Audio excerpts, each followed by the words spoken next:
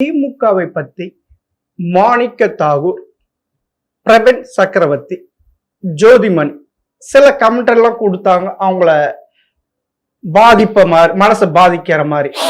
ஆனால் அவர் கரூர்ல ஒரு பாஜக காரர் மிக கேவலமாக பேசியுள்ளார். அதை பற்றி காவல் நிலையத்தில் புகாரும் அளித்துள்ளார். ஆனா அதன் மீது எந்த விதமான நடவடிக்கை எடுக்கல சார்.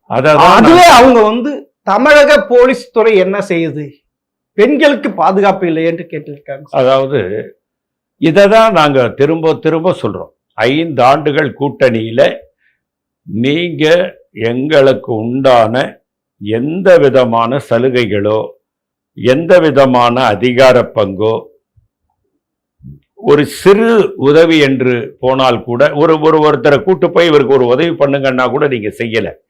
நான் ஒரு நாடாளுமன்ற உறுப்பினரை, ஒரு மாவட்ட பாஜக கரூர் மாவட்ட தலைவர் தரைக்குறைவாக பேசுகிறார். மகளிர் காங்கிரஸ் அதற்கு போராட்டம் நடத்துகிறது, புகார் அளிக்கிறது.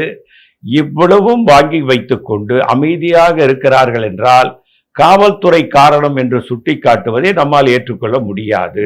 அந்த காவல்துறை யாருடைய கட்டுப்பாட்டில் இருக்கிறது? அரசின் கட்டுப்பாட்டில், முதல்வர் கட்டுப்பாட்டில்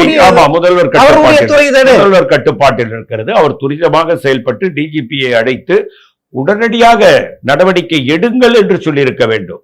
ஒரு பெண் என்று பாராமல் ஒரு நாடாளுமன்ற உறுப்பினரை தரக்குறைவாக பேச முடியும் என்று சொன்னால், நாங்கள் கூட்டணியிலே உங்களோடு இருக்கிறோமே, எங்களுக்கு நீங்கள் ஒரு ஆதரவாக இல்லாவிட்டால் என்ன கூட்டணி? அது கூட்டணி விட்டு சார். ஒரு பெண் சார், ஒரு பெண்ணை கேவலமாக பேசியுள்ள பாஜக பிரமுகர் தலைவர். அப்படி இருக்க அரசாங்கம் நடவடிக்கை எடுக்க வேண்டியது தானே சார். நான் என்ன சொல்றேன், அவர்கள் ஒரு பெண், உடனடியாக நடவடிக்கை எடுக்க வேண்டும், மாற்று கருத்து இல்லை. அதை முதலாவதாக வைத்துக் கொள்ளலாம். இரண்டாவதாக நான் அழுத்தமாக பதிவு செய்வதற்கு காரணம் என்றால், நாங்கள் உங்களோடு தானே பயணிக்கிறோம்.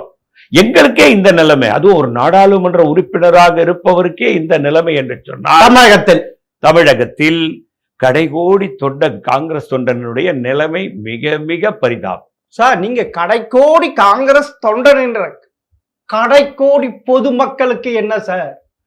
கடைக்கோடி பொதுமக்களுக்கு